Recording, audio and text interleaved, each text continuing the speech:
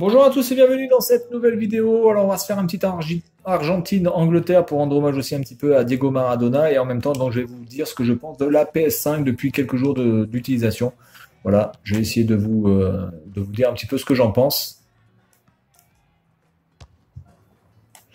Donc la PS5, bah écoutez, pour l'instant, tout ce qu'on peut dire, bah, qu'elle fait juste bien le travail par rapport à ce qu'on lui demande, c'est-à-dire d'être une console next-gen, d'être plus puissante que sa prédécesseur, voilà, ni plus ni moins.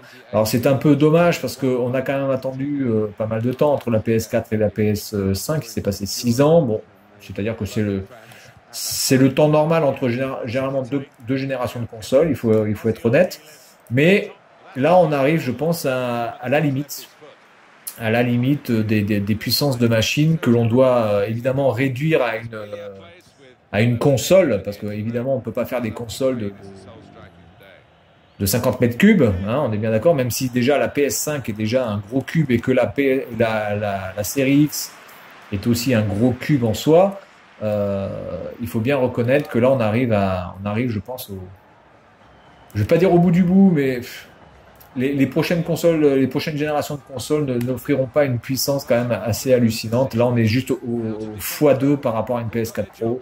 On est juste à une x2 par rapport à une One X avec la série X.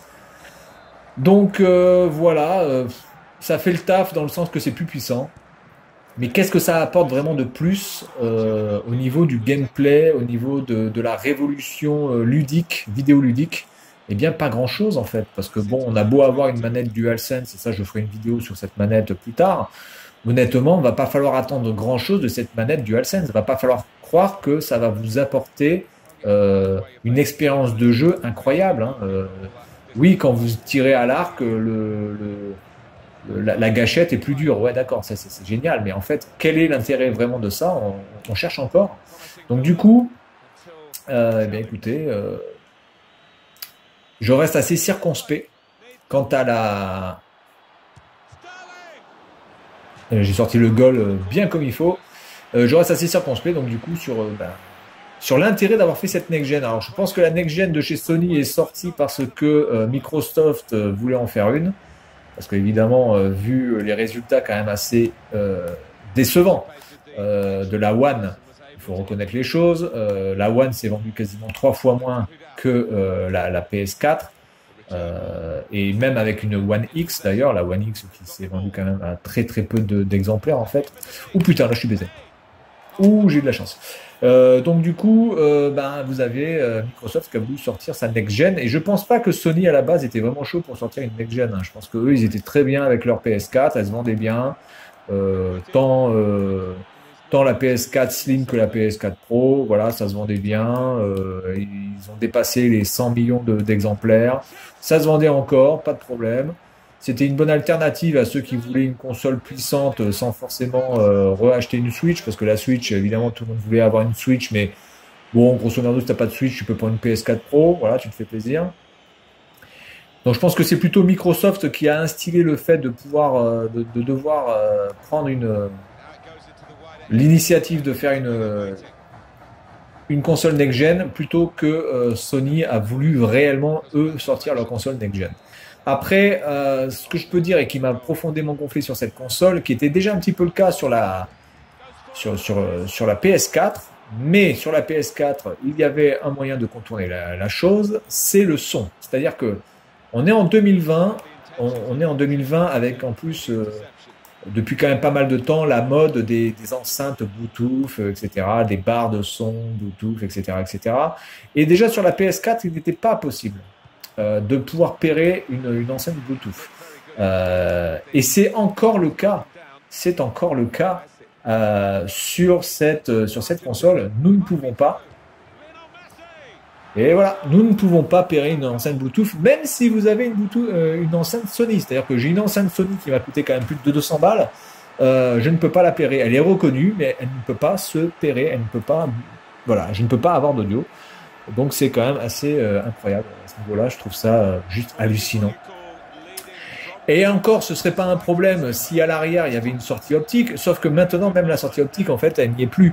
Sur la PS4 vous aviez une sortie SPDIF, c'est-à-dire une sortie optique. Donc je pouvais brancher ma barre en optique, ce qui n'était pas forcément plus mal d'ailleurs parce que l'optique est vraiment un très bon son, beaucoup plus stable et vous n'avez pas de saut de son. C'est moins sensible aux ondes, etc. Donc vous n'avez pas de problème de son, c'est vraiment un son pur. Et là, la PS5 n'a même pas de SPDIF, n'a même pas d'optique. Donc je suis obligé de brancher la console sur un HDMI, de brancher l'optique sur ma télé pour aller sur la barre. Parce que oui, je me suis rendu compte que ma télé avait une sortie optique. Et du coup, comme je ne savais pas que ma télé avait une sortie optique, j'ai acheté un boîtier, un splitter HDMI audio, que je vous montrerai, je pense, aujourd'hui aussi. Hein. Bon, du coup, qui me sert plus à rien, parce que comme j'ai une sortie optique sur ma télé, eh bien, ça ne me sert plus à rien. Mais, oh putain, oui. Mais c'est intéressant peut-être pour vous si vous avez besoin si vous n'avez pas la même configuration que moi, de pouvoir sortir votre son soit en jack, soit en optique. Comme ça, vous pourrez quand même le brancher soit sur une console, soit sur une chaîne hi-fi, soit sur voilà, du 5.1, enfin peu importe. Donc, je vous montrerai ce petit boîtier. Voilà, donc ça m'a gonflé parce que c'est pas normal. Voilà, je veux dire, la PS Vita, je peux brancher mon enceinte en Bluetooth sur la PS Vita. D'accord, la PS Vita, excusez-moi, je pense que c'est pas une console next-gen. Et je pouvais le faire. Et là, je ne peux pas le faire. C'est juste hallucinant. Je pensais vraiment qu'ils avaient réglé ce problème sur la PS5. Enfin, c'est un problème sans être un problème, puisque de toute façon, c'est voulu par Sony hein, de ne pas vouloir brancher en Bluetooth une barre de son. Mais voilà, ça pour moi c'est hallucinant. Voilà. Après sur les jeux de la PS5, le line-up, écoutez, je pense que le line-up de la PS5 c'est l'un des plus pourris qui ait pu exister depuis que Sony fait des consoles. Déjà le line-up de la PS3 était pas formidable, le line-up de la PS5 était un peu mieux fait, un peu mieux ficelé, mais bon ça cassait pas des briques. Mais là, le line-up de la PS5, putain, excusez-moi, quoi. Entre les remakes, les jeux qui sont disponibles sur les deux plateformes, donc qui pour moi ne sont pas des jeux next-gen, hein, qu'on soit bien d'accord, pour moi ce ne sont pas des jeux next-gen. Pour moi, des jeux next-gen, ce sont des jeux qui sont purement dédiés à la console. Voilà. J'en ai rien à foutre d'avoir un Spider-Man qui soit sur PS4 ou sur PS5. Pour moi, un Spider-Man qui est sur PS4 et sur PS5, c'est un jeu qui est pour la PS4.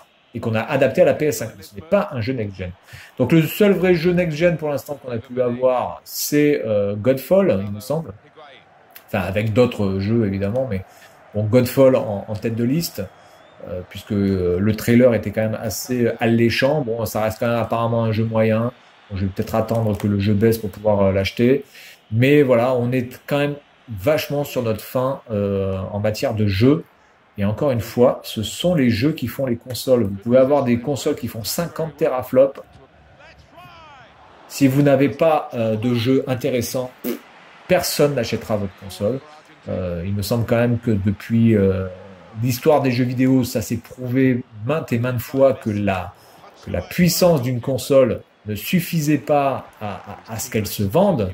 Hein, demandez à la Jaguar, demandez à l'Amiga 32 CD, demandez à la 3DO, demandez au Mega CD, demandez au 32X, demandez voilà, à tellement de consoles, d'accessoires de consoles qui sont sortis pour nous vanter les puissances ou quoi que ce soit. Si vous n'avez pas de bons jeux, si ça rame, si c'est pas jouable, si c'est inintéressant ou si la différence est bien trop faible pour pouvoir être acheté à des prix voilà, parce que par exemple, si on prend le Mega CD, vous prenez Mortal Kombat sur Mega CD, vous prenez Mortal Kombat sur la Mega Drive, c'est le même jeu.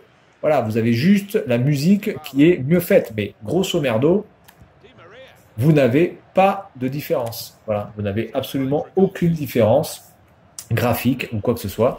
Donc, c'est le Mega CD a foiré, la Jaguar a foiré parce que les jeux étaient dégueulasses, parce que les jeux étaient injouables, parce que c'était voilà, c'était de la merde. Il faut dire les choses comme elles sont. Le Virtual Boy aussi, c'est bon. Lui, c'était pas vraiment sur la puissance, c'était plus sur le côté futuriste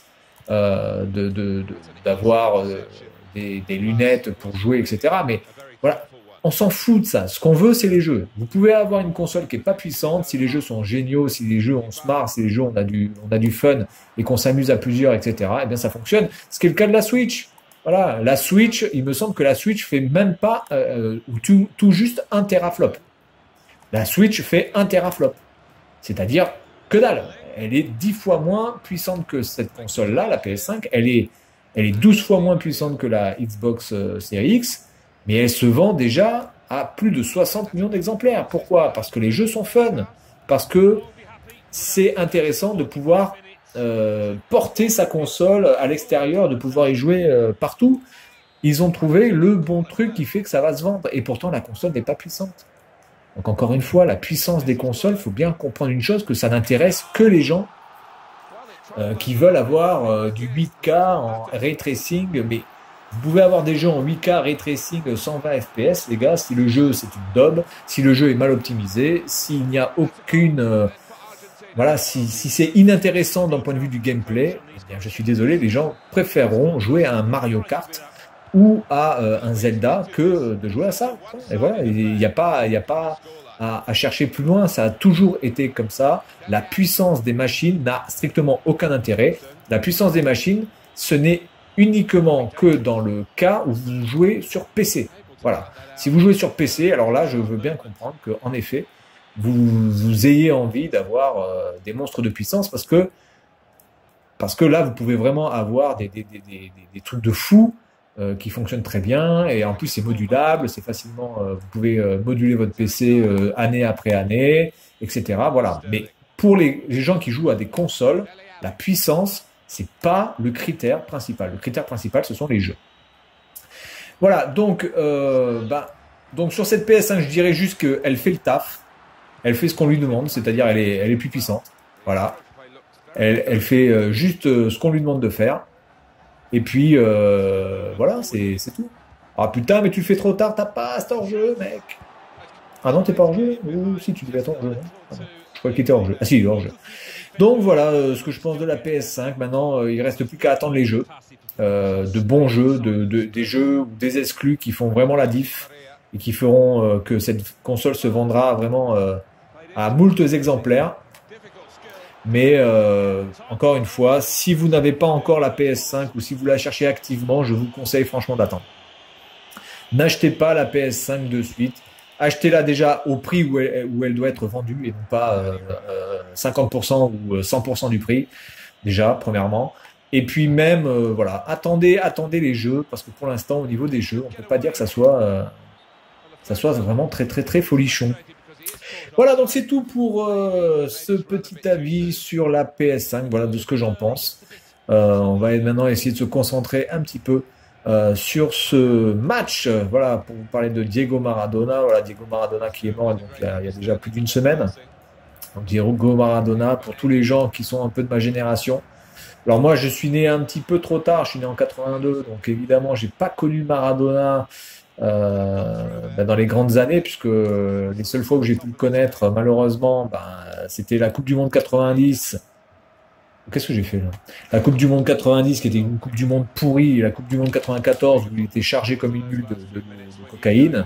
Mais j'avais vu des matchs, voilà, entre 90 et 89, 93, j'avais vu des matchs de Ligue des Champions, enfin de Coupe des clubs champions avec Naples. Et quelques matchs avec l'Argentine. Et c'est vrai que c'était un joueur tellement fantastique, tellement décisif à lui tout seul. C'est-à-dire que c'est vraiment la différence aussi avec Pelé, parce que souvent on fait la comparaison avec Pelé. Pelé n'était pas vraiment décisif à lui tout seul, mais par contre Pelé avait une équipe avec lui qui était vraiment fantastique, quoi. Genre l'équipe du Brésil. Oh putain!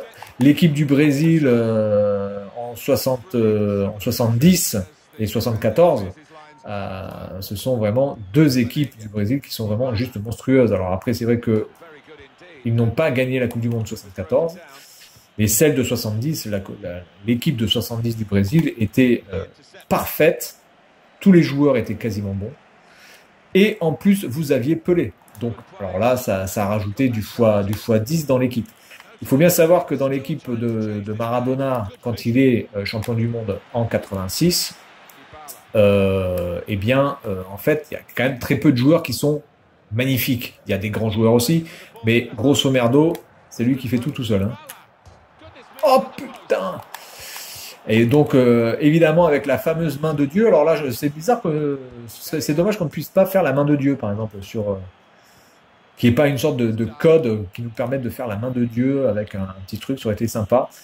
Donc, entre la main de Dieu et 10 ou 15 minutes plus tard, Maradona qui met un but juste fantastique d'une chevauchée de presque de 60 mètres. Il y a tout eu dans ce match en fait. Il y a eu la tricherie.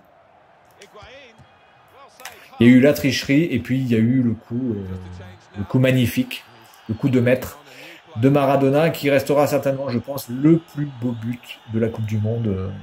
Voilà. Je pense qu'il va se passer du temps avant de pouvoir marquer un but aussi beau. Attends, j'ai un blessé, mais j'en ai rien à foutre. Moi, je joue même avec les blessés. Donc voilà, Monsieur Diego Maradona, mort quand même trop jeune, mais bon, on va dire que par rapport à la vie qu'il a eue, je pense que 60 ans, c'est déjà pas mal. Parce que chargé comme il était chargé de cocaïne, je pense l'alcool aussi, la fatigue, les problèmes de santé. Je pense que 60 ans, c'était l'âge... Ah oui, donc j'ai vraiment un blessé en fait. Allez, mais laisse-moi passer.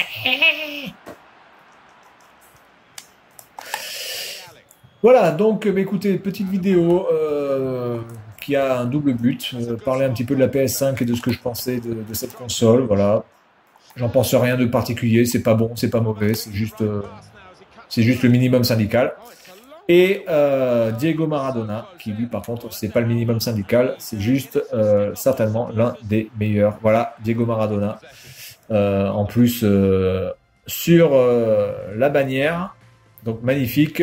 J'aurais dû laisser un petit peu au lieu de passer. Bon, c'est pas grave.